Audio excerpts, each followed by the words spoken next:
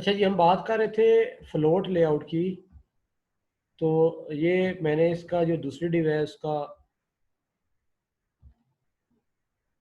ये left hand div बनाई और इसको पेस्ट किया। अच्छा, अभी क्वेश्चन किया था एक स्टूडेंट ने कि रिस्पॉन्सिव वेबसाइट कौन सी होती है। ये यही यही क्वेश्चन जो है ना, ये मेरे साथ एक स्टूडेंट को, अब देखें ये मैथमेटिक्स की बात होती है कि आप वेब के 2 कोर्स पढ़े ना, तो आपको इन चीज़ों का idea at least final project student को होना चाहिए, आपको भी सबको होना चाहिए।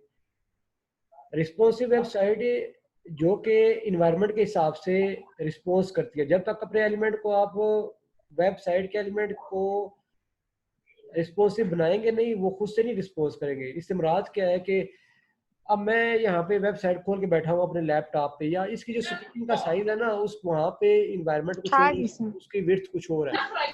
अगर आप इसको टैबलेट पे खोले लेआउट, उसका टैबलेट के ऊपर जाएंगे, स्क्रीन का साइज कुछ और हो जाएगा, विड्थ कम हो जाएगी। इस तरह से मोबाइल के ऊपर आप खोले तो मजीद कम हो गया। आपने देखा होगा, आप कुछ वेबसाइट खोलते हैं ना, तो जो मेन्यू है ना, आप जो नेविगेशन है वो पूरी नजर आ रही है इस पे। जब आपने उसको खोला किस पे, बड़ी स्क्रीन पे, मॉनिटर पे, ठीक है। तो जब उसे आप मोबाइल पे खोलते हैं उसी साइट को, तो उसका नेविगेशन जो है ना, वो एक बटन में मेन्यू बटन बन जाता है। इसका मतलब है कि आपकी वेबसाइट जो है ना वो रिस्पॉन्सिव बनी है और उसने एनवायरनमेंट के हिसाब से रिस्पॉन्स किया है, एलिमेंट एडजस्ट हो गए खुद ब खुद, इसे कहते हैं रिस्पॉन्सिव। एक तो एक रिस्पॉन्सिव बनाने के लिए हम कोई फ्रेमवर्क यूज करते हैं। मैंने शुरू में नाम लिया था बूटस्ट्रैप का। तो बूटस्ट्रैप का जो सबसे ज्यादा फायदा है ना, वो यही है कि आप उसमें जो एलिमेंट्स बनाएंगे ना वो रिस्पॉन्सिव होंगे। कोई वेबसाइट बनाएंगे तो मीन्स उसके एलिमेंट खुद को एडजस्ट कर लेंगे। बूटस्ट्रैप में बनी वेबसाइट के जो बनी, वो अगर आप किसी भी इन्वायरमेंट में ओपन करेंगे, क्योंकि वो जो है ना first mobile front end framework का डिज़ाइन के लिए, तो आपके एलिमेंट रिस्पॉन्स वेबसाइट जो बनी होगी बूटस्ट्रैप में, एलिमेंट रिस्पॉन्स करेंगे इन्वायरमेंट के हिसाब से, खुद को एडजस्ट कर लेंगे। अगर आपने खुद वेबसाइट बनानी है जिसके थ्रू आपने एलिमेंट को रिस्पॉन्सिव बनाना है, तो रिसाइजिंग की प्रॉपर्टी है, हम फ्लैक्स यूज करते हैं, और मीडिया क्यूरी। इसके ऊपर मैं एक वीडियो वैसे एक्स्ट्रा बनाता हूँ मीडिया क्यूरी के ऊपर। एलिमेंट को ना आप अपने एक एलिमेंट, 2 एलिमेंट लेके रिस्पॉन्सिव मैं आपको बता दूंगा कैसे करना है, ठीक है। अच्छा, अब मैं वापस आता हूँ। ठीक है जी, किसने सवाल किया था? अच्छा, ओके सर, ठीक है, समझ ठीक में है। आ गई सर। तो मीडिया क्यूरी को हम जिक्र करेंगे किसी आगे वीडियो में। तो मैंने जो स्टाइल लिखा है लेफ्ट डिव का,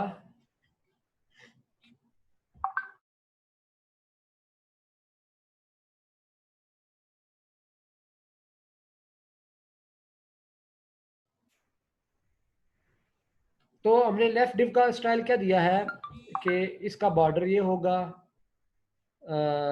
फ्लोट को भी मैं यूज़ नहीं करता हूँ, पैडिंग को यूज़ नहीं करता हूँ। ये मैं आहिस्ता आहिस्ता प्रॉपर्टी की तरफ जाऊँगा।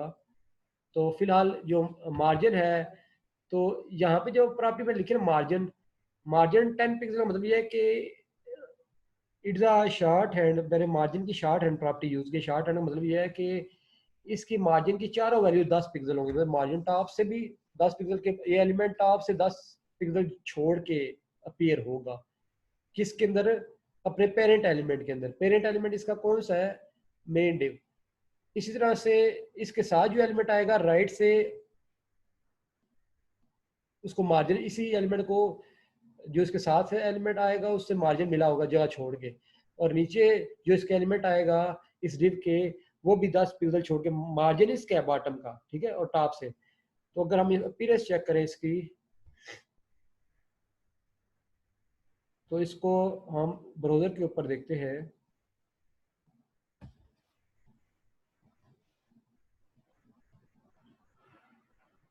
तो ये आ गया जी फर्स्ट अप।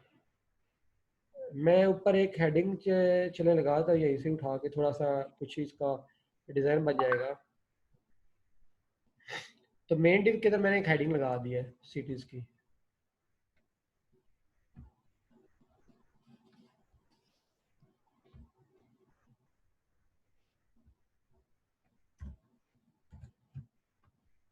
कंट्रोल एस किया। अच्छा,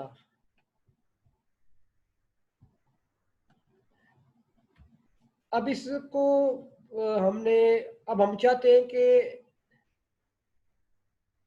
इसके अंदर जो पैराग्राफ है,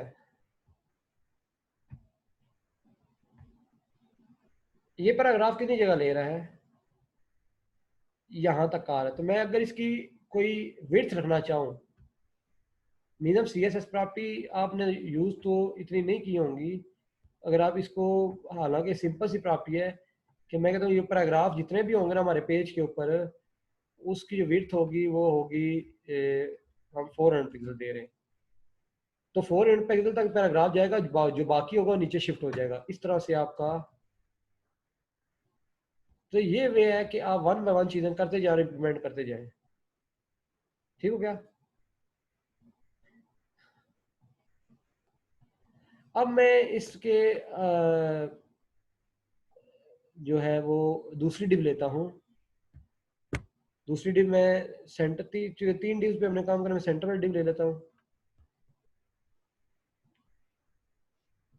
तो डिव जो एक ब्लॉक एलिमेंट है, तो जो दूसरी डिव होगी आपकी वो इसके नीचे ही आएगी।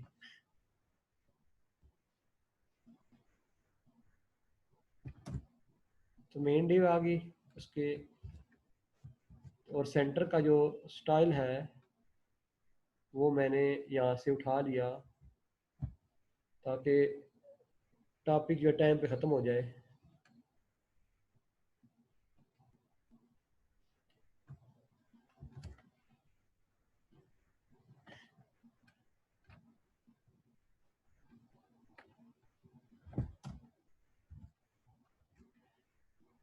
अच्छा जी,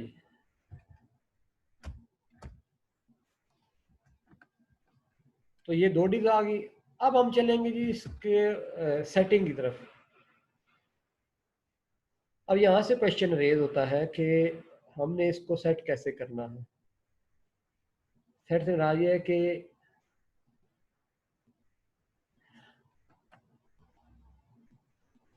अच्छा, ये टॉप जो मार्जिन है ना, हम ये ऊपर से इसको भी दे सकते हैं। ये बॉडी को देंगे तो बॉडी आपकी नीचे स्टार्ट होगी, मेन को देंगे तो मेन से नीचे स्टार्ट होगा। तो ये मार्जिन पर आप जिस भी एलिमेंट के साथ रखना चाहते हैं रख सकते हैं। अब मैं चाहता हूँ कि ये जो टोक्यो वाली जो डिव है, ये मेरा डिज़ाइन है कह रहा है, ये मेरा लेआउट कह रहा है कि जो लंदन का शहर यहाँ पे आए और आपका जो टोक्यो का शहर है वो यहाँ पे आया है। ठीक है, लंदन यहाँ पे आ गया है। और इसी तरह से तीसरा जो आपका है, तो ये मेरा लेआउट कह रहा है। अब इसको लेआउट बनाने के लिए मैं क्या यूज़ करूँगा, फ्लोट प्रॉपर्टी। जो हम फ्लोट को पढ़ रहे हैं, तो मैं क्या लिखूँगा,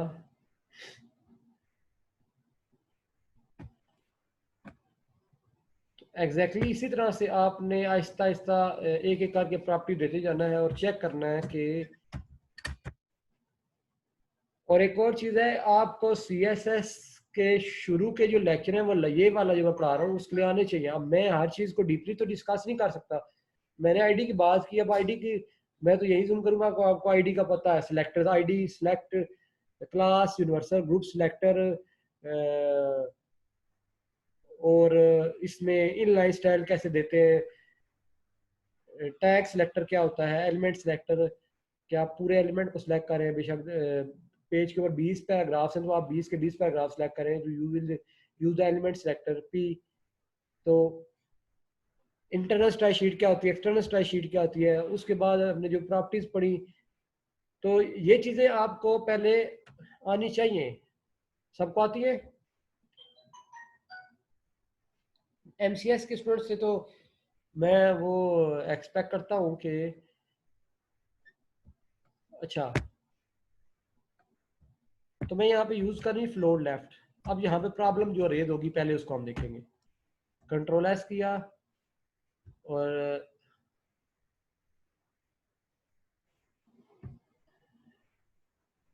ठीक है, आती है।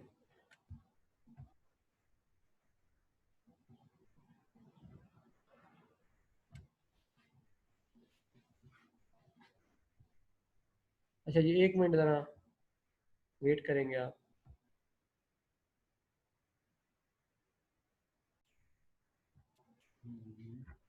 अपलोड हो गए। चलो डॉक्टर साहब ने शेड है डॉक्टर साहब।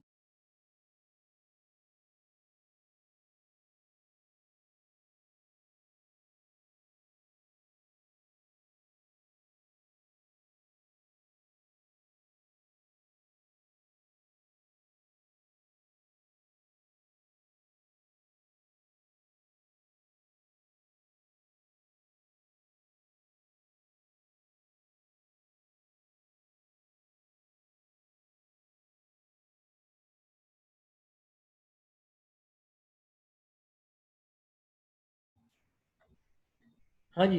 अब मैंने इसे फ्लोट यूज़ किया था तो सेव किया।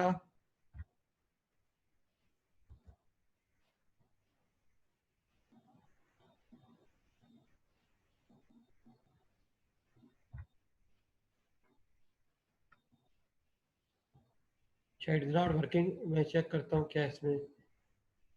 अच्छा मैंने लेफ्ट लेफ्ट लिख दिया, फ्लोट लेफ्ट।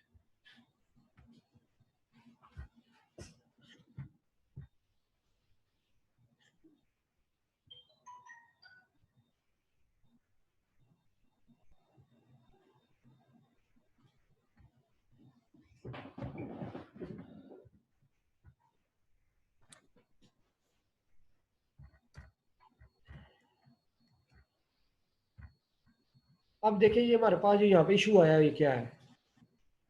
हाँ जी कोई बता सकता है ये इशू क्या है जो बैठे हुए हैं?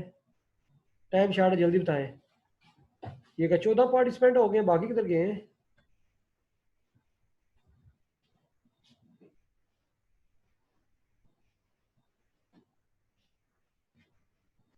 सर ये फर्स्ट वाली डिव सेकंड डिव के अंदर चली गई। ये इशू कैसे सॉल्व होगा? हुआ क्या है, मैंने फ्लोट किया ना जब इसको, तो फ्लोट इसको लेफ्ट किया है, ये वाला एरिया अवेलेबल हो गया है टोक्यो वाले डिव के लिए। हुआ ये है, मैंने जब इसे फ्लोट लेफ्ट किया ना तो ये वाला एरिया इसके सेकंड लिए। सेकंड डिव को भी फ्लोट करें ना। नहीं, मैंने कहा ये टोक्यो वाली डिव नीचे अपनी जगह पे जाए, ये टोक्यो वाली डिव नीचे ही रहे, तो क्या करेंगे? तो हम क्या करेंगे कि जो सेकंड वाली डिव है ना सेंटर वाली, इसके लिए क्लियर कर देंगे इस एरिया को, क्लियर लेफ्ट। जो लेफ्ट जो इस डिव के लेफ्ट करने पे इसके जो यहाँ पे लेफ्ट पे एरिया बन गया था ना ये वाला, अब ये लेफ्ट है जिस पे किसी एलिमेंट, जो कोई एलिमेंट आ सकता है, ये अवेलेबल हो गया है। तो टोकी वाली डिव ऊपर आ गई थी, ठीक है। तो मैं चाहता हूँ नहीं, टोकी वाली जो डिव है वो नीचे ही रहे। तो हम क्या करेंगे, क्लियर टोकी वाली डिव के लिए ये एरिया क्लियर लेफ्ट, ये। अब ये क्लियर की प्रॉपर्टी उसमें बकायदा उसमें बताई भी थी यूज करके, इस जो प्रीवियस लेक्चर है, ठीक है। तो ये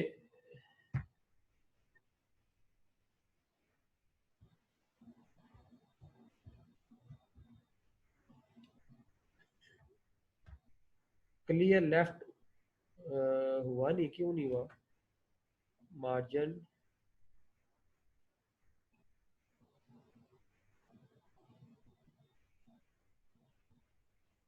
CLER,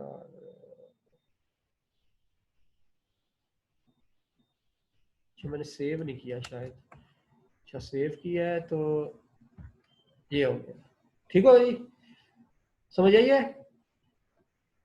ये अब एलिमेंट की एडजस्टमेंट है ना कि आपने किस तरह से लेआउट को डील कर रहे हैं आप बनाते हुए।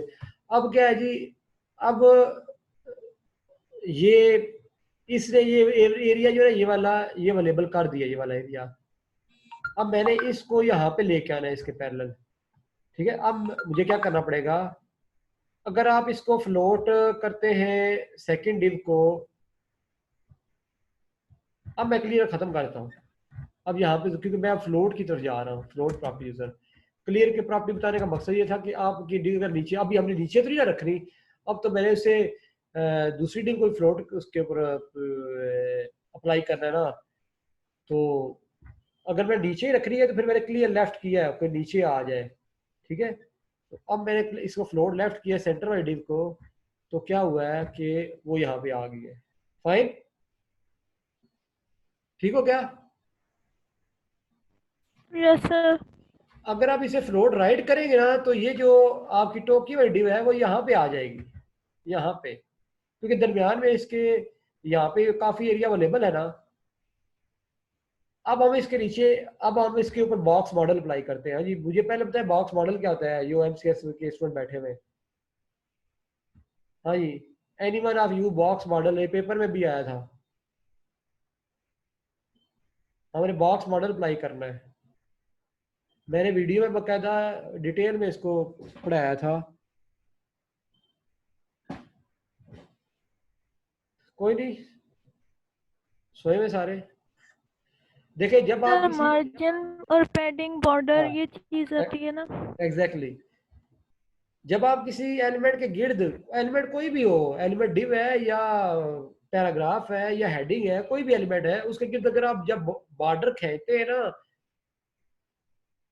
तो वो एक आपका बॉक्स बन गया है। उस बॉक्स के अंदर आपका जो पैराग्राफ है या हेडिंग है या कोई भी एलिमेंट है, लिस्ट है, वो उस बॉक्स, उस बॉर्डर की दीवार को टच कर रही है ना। लंदन साज इसके लगा हुआ है, ये पैराग्राफ इसकी, तो ये अच्छा नहीं लगता। ताल्लुक तो लुक एंड फील से है ना। तो हम अप्लाई करते हैं एलिमेंट के ऊपर मार्जिन और पैडिंग। मार्जिन हमने अप्लाई किया हुआ है, देखिए मार्जिन, ये देखिए जगह छोड़ दिए इसने, ठीक है। अभी मैं डिव की बात कर रहा हूँ। अगर हम इनर एलिमेंट की बात करेंगे तो उसको आप अलग डील कर सकते। लेट से मैं कहता हूँ कि मैंने इस पैराग्राफ के गिर्द बॉर्डर मारा है, बॉर्डर खींचा है, तो फिर उस पैराग्राफ के लिए ये प्रॉपर्टी लिखूंगा। जैसे पेपर में आया था, डिव के अंदर इमेज थी। कई स्टूडेंट ने मुझसे पूछा है कि सर डिव, इमेज डिव के अंदर है या ये बॉर्डर है। तो मैंने कहा ये तो क्वेश्चन तो ना, ये सोल्यूशन तो ना पूछो। एक्चुअल में वो डिव के, वो इमेज के गिर्द बॉर्डर था जिसको आपने इमेज को के ऊपर अप्लाई करना था मार्जिन और पैडिंग, तो वो उस लुक में आ गया था और इट्स फील, उसकी लुक एंड फील बेटर हो थी। तो अभी जो बॉर्डर है वो डिव के गिर्द है, तो मैं डिव की बात करूंगा। डिव को हमने मार्जिन दिया हुआ है बाहर से, तो मार्जिन बाहर से होता है, मार्जिन टॉप बाहर से ऊपर से जगह छोड़ के, लेफ्ट राइट से छोड़ के एलिमेंट आएगा। पैडिंग अंदर से फैलाव देती है एलिमेंट को। तो यहाँ पे मार्जिन तो दिया हुआ है, हम क्या यूज करेंगे, पैडिंग। तो जब मैं यहाँ पे लिखूंगा padding, what does it mean कि you are going to give the padding of 10 pixel of each side.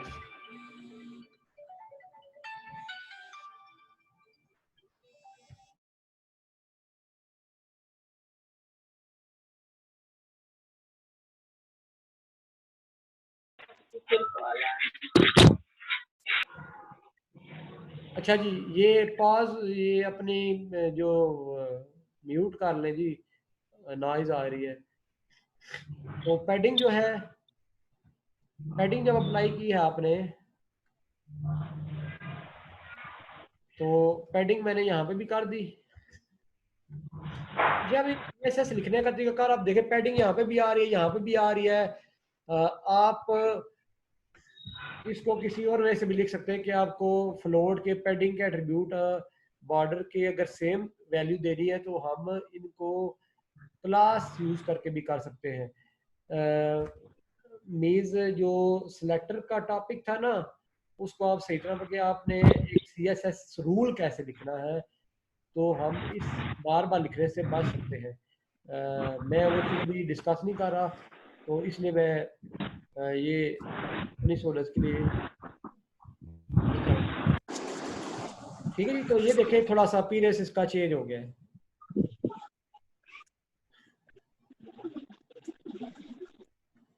अच्छा, अब मैं इसके ऊपर और एक इसके नीचे डिव खींचता हूँ ताकि आपको आइडिया, हाँ जी मैंने ऊपर एलिमेंट डालने, नीचे एलिमेंट डालने, दरमियान में सेक्शन बन गया है। तो वो कैसे करेंगे और उसमें जो इशू आएगा उसको कैसे रिजॉल्व करेंगे। ये वो इश्यूज है जो आते हैं, और वो इसमें बता रहा हूँ जो पेज बच्चे लेआउट डिजाइन करते हैं ना, तो इशू क्या है, ये जो मेन डिव है ना, ये डिव आपकी इसकी हाइट जो है वो होनी चाहिए ऑटोमेटिक। ऑटोमेटिक क्यों होनी चाहिए? क्योंकि पेज की क्योंकि हमने ये कहा है कि बॉडी के अंदर ये मेन डिव है यही फैलेगी, नीचे बढ़ेगी। मीन्स अगर 20 पैराग्राफ्स इसमें आए हैं तो उन्होंने कुछ साइज लिया है, तो this div height should be auto। ठीक है, तो अब मैं इसकी हाइट खत्म कर दी है। जब मैंने इसकी हाइट खत्म कर दिया है तो ये क्या इशू आया है?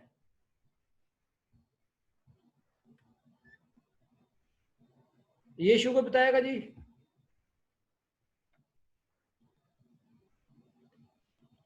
ये सर अवर ये फ्लो फ्लोट की वजह से आया है इशू। है, इशू फ्लोट की वजह से आया है। नहीं, ये अवर फ्लो का इशू है। सर ओवरफ्लो ऑटो करेंगे जो हाँ, फर्स्ट वाली ओवरफ्लो हम डिव है। ऑटो करेंगे। ये ओवरफ्लो की प्रॉपर्टी भी लास्ट लेक्चर में डिस्कस हुई हुई है। ये देखे ना, अब यहाँ पे जाके आप क्या करेंगे,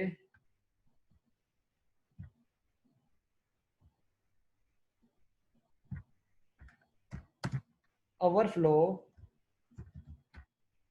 एलिमेंट बाहर निकल गया ना, जब एलिमेंट उससे बाहर निकल गया, आपने एक एलिमेंट रखा हुआ है ना, एक मेन, अब ये दोनों एलिमेंट मेन डिव के बाहर रखे हुए हैं, अंदर रखे हुए हैं आपने, लेकिन उसके अंदर आए नहीं है, बाहर निकल गए, इसे कहते हैं ओवरफ्लो। तो ओवरफ्लो को हमने क्या कर दिया, ऑटो जब करेंगे तो ये कुछ इसको इस तरह का। अच्छा जी, अब मैं इसके नीचे एक डिव लेके आता हूँ। सर हाँ सर आपने जी, जो वीडियो में बताया था यहाँ पे लिखा था ओवरफ्लो हिडन।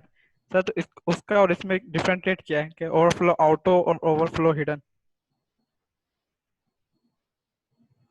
ओवरफ्लो हिडन किस प्रॉपर्टी में था, वहां पे इशू सर क्या आया था? सर इसी वीडियो में ना, जब आप वीडियो में समझा रहे थे तो आपने यहाँ पर ओवरफ्लो हिडन लिखा था।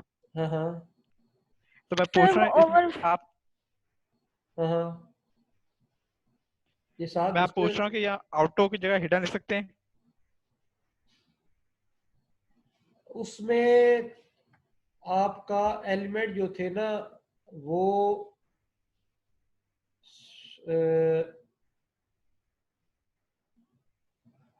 सर वो आपने स्लो हाइड नाम का था। करवाने के लिए करवाया था क्या चीज? कि वो शो। सर वो आपने करवाया तो था, वो आपने इस तरह करवाया था कि अगर वो ओवरफ्लो कर जाता है कोई कोई भी एलिमेंट तो वो शो ना हो, हाइड हो जाए। हाँ जो भी चीज ओवरफ्लो हो रही होती है एग्जैक्टली वो हिडन से वो होता है। सर वो वो इसी को असल पूछ में रहे हैं। वहां पे जो इशू आया था ना, वो इस इशू से डिफरेंट था।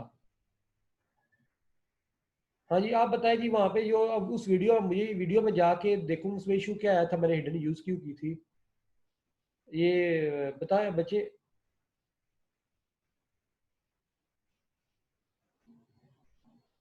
सर वो जब आप प्रॉपर्टीज बता रहे थे तब हाँ आपने बताया था, उसमें आपने स्क्रॉल का भी बताया था कि हम हाँ स्क्रॉल भी यूज करते हैं बॉक्स में, एग्जैक्टली और exactly। अगर हमने हिडन करना उसमें हो। वो जो ओवरफ्लो आपकी थी ना, वो जो वहां पे हिडन किया था, वो वहां पे इशू उससे रेलेवेंट था कि वो मैंने उससे जो ओवरफ्लो हो गया था ना एलिमेंट का, उसको शो नहीं था करना, तो हिडन किया था।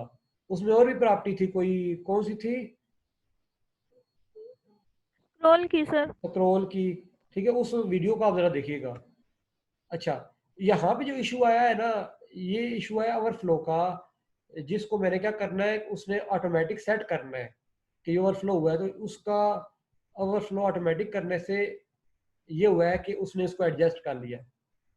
अब जब मैं इसके नीचे डिव डालूंगा तो वो उस डिव के ऊपर क्या इशू आएगा।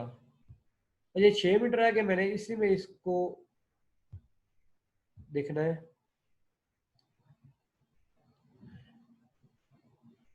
अच्छा, तो ये राइट वाइड डिव आ गई। राइट वाइड डिव अब खींचू या ना खींचू, चले रहने दे से। मैं इसके नीचे टाइम का मैं bottom div, right wide div आपने खुद लगा लेनी है, और उसको भी फ्लोट करेंगे तो ये आ जाएगी।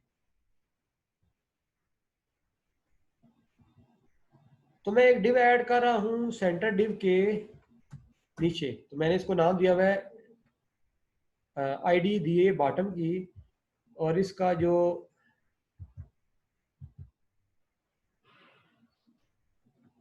स्टाइल है उसमें आने वाले इशू को पहले देखेंगे।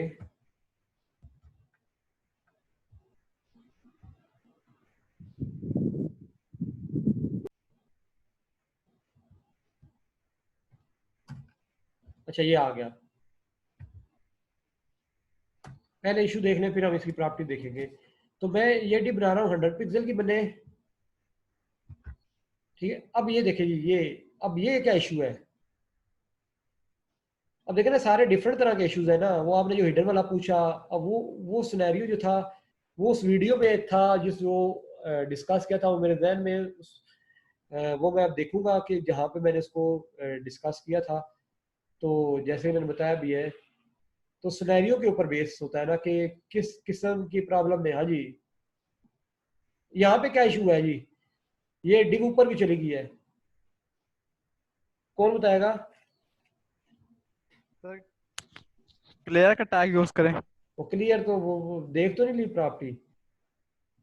प्रॉपर्टी देखी नहीं है, वो अच्छा, बस जहन में आ गई एकदम एक्चुअल से। में ना ये यहाँ पे इसकी जब ये दोनों वैल्यूज, दोनों जो डिव्स हैं ये फ्लोट के थ्रू आपने सेट किए, तो ये एरिया अभी अवेलेबल है जहां पे एलिमेंट आ सकता है। ये अभी क्लियर नहीं है, क्लियर है फॉर द एलिमेंट, इसलिए ये ऊपर चली गई है। तो अगर मैंने इसे नीचे रखना है ना, तो मैं इसे क्या कहूंगा, इसका यहाँ पे फर्क बताता हूँ मैं आपको इसका। तो मैंने क्या किया, क्लियर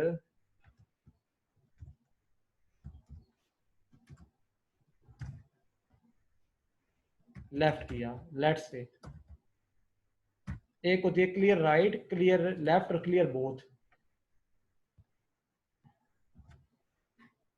तो ये प्रॉपर्टी किसके लिए रखी है मैंने, बॉटम और डिव के लिए क्लियर हो। ये भी क्लियर तो अभी हमने मैंने शुरू में यूज भी कराया था ये। अब देखिए क्लियर बोथ नहीं किया, क्लियर लेफ्ट करने से ही नीचे आ गई है, क्योंकि दोनों को फ्लोट लेफ्ट मिला हुआ है। अगर मैं इस टोकी वाली डिव को करूंगा ना राइट, तो ये जो डिव है ये राइट पे आएगी। फिर मुझे क्या करना पड़ेगा, क्लियर बोथ करना पड़ेगा, क्योंकि इसको फ्लोट लेफ्ट मिला हुआ है, इसको राइट हो गया, तो मुझे दोनों जो साइड है क्लियर करनी पड़ेगी फॉर दिस डिव के ये ऊपर ना जाए नीचे आ जाए। और अगर इस डिव को मिला हुआ है राइट फ्लोट और ये डिव मौजूद ही नहीं है, तो ये डिव मौजूद नहीं है तो इधर तो नहीं आएगी, लेकिन ये डिव यहाँ आएगी। उस केस में मैं इसे जो डिव है बॉटम वाली इसको क्या करूंगा, क्लियर राइट। ये बात समझिए, ये मैंने वीडियो में clear both, clear right, clear left, दोनों तीनों चीजें कराई हुई है, आपने शायद देखा ही होगा। ठीक है जी। Yes sir.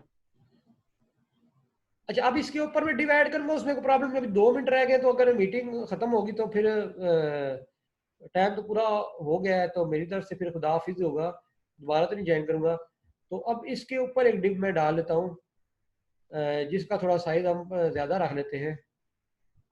ये भी पेज मैंने बनवाया था उनको, BCS वालों को। तो ये टॉप वाली डिव बना ली हमने। तो ये टॉप की डिव है वो मैंने कहाँ पे रखी है,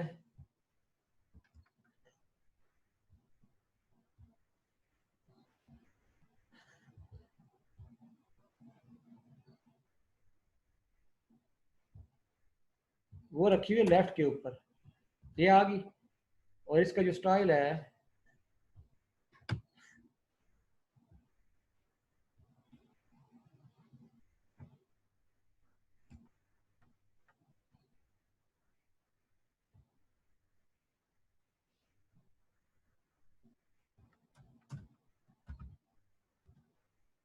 ठीक हुआ जी। तो यहाँ पे इसे क्लियर करने की जरूरत है या नहीं है, लेट इट चेक।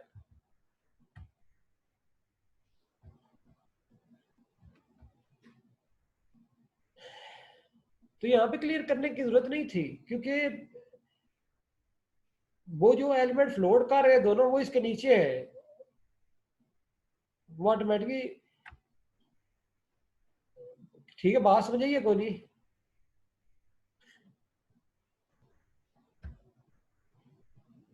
अच्छा आइडिया हो गया है जो हमने ये पढ़ा है, ये लास्ट मिनट चल रहा है वीडियो का, जूम सेशन का। क्लास में यहाँ पे ऐड ही करूँगा, ठीक है जी। Yes sir. ठीक है फिर, अल्लाह हाफिज। इसको रिकॉर्डिंग में आपको फिर भेज दूंगा जो भी होगी। समझ तो आ गया होगा सारा, ये वीडियोस में भी कराया हुआ है। Any issue? जी सर। No sir.